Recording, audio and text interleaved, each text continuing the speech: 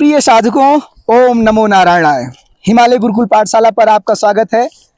कैसे बने कर्मयोगी पुस्तक की श्रृंखला में आज हम अध्याय 14 आपके सामने लेकर के उपस्थित हैं। अध्याय 14 स्वामी जी ने जो लिखा है, इसका विषय है लक्ष्य निर्धारण। हम अपना लक्ष्य कैसे तय करें, इसके बारे में स्वामी जी ने इसमें लिखा है। चलिए शुरू करते हैं। भगवान ने अर्जुन को कर्तव्य कर्म के 3 आधार के बारे में कहा था। आपके भीतर लगभग वे 3 लक्ष्य में कोई भी एक लक्ष्य को हासिल करने की क्षमता है, जिसे आप तय कर सकते हैं। अपने प्रति आपकी यह बड़ी जिम्मेदारी है कि आप क्या चाहते हैं और क्या हासिल करना चाहते हैं। अपने सच्चे लक्ष्यों के बारे में आप पूरी तरह स्पष्ट करें कि आप क्या चाहते हैं, और आपका लक्ष्य जितना ज़्यादा स्पष्ट होगा, आपके कर्म करने का तरीका भी उतना ही बेहतर होगा। लक्ष्य एक ईंधन की तरह है जो कर्म करने के लिए प्रेरित करता है।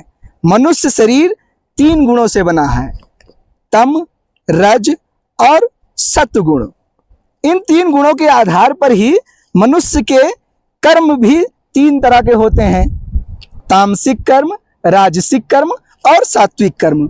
इसी बात को समझने के लिए श्री भगवान के वचन को अनुसरण करें। कर्म सूत्र, चलिए।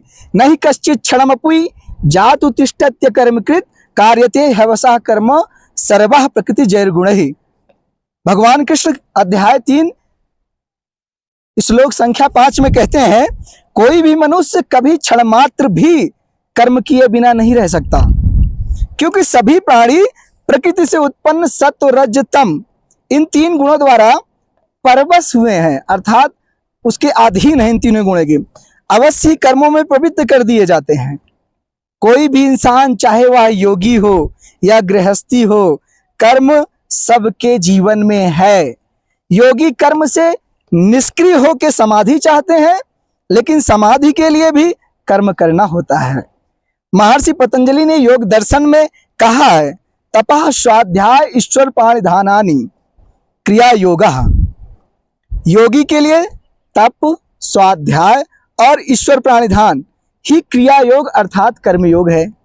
इसलिए भगवान कहते हैं कि आप निष्क्रिय नहीं हो सकते हैं। आप कर्म को कम कर सकते हैं, लेकिन पूर्ण रूप से रोक नहीं सकते हैं। प्रकृति के 3 गुणों के कारण शरीर की क्रियाएं होती ही हैं। सर्व कर्म प्रकृति जैर्गुणैः। प्रकृति के 3 गुण सत्व अर्थात प्रकाश, रज अर्थात क्रियाशीलता, तम अर्थात अंधकार। यह शरीर 3 गुणों से बना है। इसलिए कोई मनुष्य सत्व गुण प्रधान होते हैं और सात्विक कर्म करते हैं, और कोई रजोगुण प्रधान होते हैं और राजसिक कर्म करते हैं, और कोई तमोगुण प्रधान होते हैं, तामसिक कर्म करते हैं। मनुष्य अपने स्वभाव के अनुसार कर्म करते हैं। इसलिए हर एक मनुष्य का लक्ष्य, कर्म करने की मनोवृत्ति एक समान नहीं होती। मनुष्य कर्म किए बगैर एक क्षण के लिए भी नहीं रह सकता है। कर्म का अर्थ यह नहीं कि जब आप व्यापार या ऑफिस में काम कर रहे हो, कर्म का अर्थ यह है, बल्कि कर्म का अर्थ यह है क्रिया।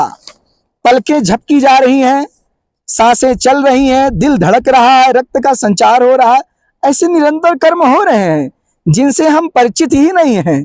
इस स्थूल शरीर की क्रियाएं बलपूर्वक हम रोक नहीं सकते। ज्यादातर लोगों के पास कोई लक्ष्य नहीं होता, केवल शरीर निर्वाह के लिए, खुश रहने के लिए काम करते हैं। अच्छा पैसा, अच्छा जीवन, इस दिशा में लोग जिंदगी की सफलता मानते हैं। धन, संपत्ति, भौतिक सुविधाओं का संग्रह, इस मुद्दे पर संकीर्ण रूप से अपना लक्ष्य को केंद्रित करते हैं। कुछ भौतिक संपत्ति को जनता के सामने प्रदर्शित करने में ही अपना जीवन का सफलता मानते हैं। अधिकांश लोग इस भौतिक गुलामी को ही जीवन का लक्ष्य मानते हैं। यह सैद्धांतिक रूप से सही लग सकता है कि जीवित रहने के लिए पैसा चाहिए, भौतिक जरूरतों को पूरा करने के लिए पैसा चाहिए, लेकिन वास्तविक आनंद भी उच्च जीवन स्तर में है। इस भौतिक गुलामी से, प्रकृति की गुलामी से आजाद होने से है। हम सभी किसी न किसी के गुलाम हैं, चाहे वह धन के हों, सम्मान के हों या भौतिक उपकरण के हों। स्वतंत्रता प्राप्त करना ही जीवन का लक्ष्य है, जिसे हम मोक्ष कहते हैं। हम तम गुण के कारण मनुष्य अंधेरे में रहना पसंद करता है, अंधेरे स्थानों की तलाश करते रहता है। लेकिन निष्काम कर्म के शुद्ध जल से मन की आंखें साफ होने के बाद सत्वगुण के प्रकाश से आत्मज्ञान के अलावा और कुछ नहीं रहता। रजगुण और तमोगुण जब सत्वगुण की ओर मोड़ दिया जाता है तब जीवन का सारा अंधेरा मिट जाता है। जैसे सूर्य के चमक प्रकाश होने से अंधेरा गायब हो जाता है, उसी प्रकार सत्वगुण के विकास होने से व्यक्ति ज्ञान की ओर बढ़ जाता है। आज का अभ्यास है सत्वगुण का विकास करें। कर्मयोगी को तमगुण और रजोगुण से उत्पन्न बुराई, पाप तथा अशुभ शक्तियों के साथ दृढ़ता पूर्वक निपटने के लिए तैयार रहना चाहिए। सभी कर्म को योगी के समान करें, भोगी के समान नहीं। कर्म को इस प्रकार करना चाहिए कि वे बंधन का कारण ना बने। धन्यवाद। ओम नमो नारायणाय।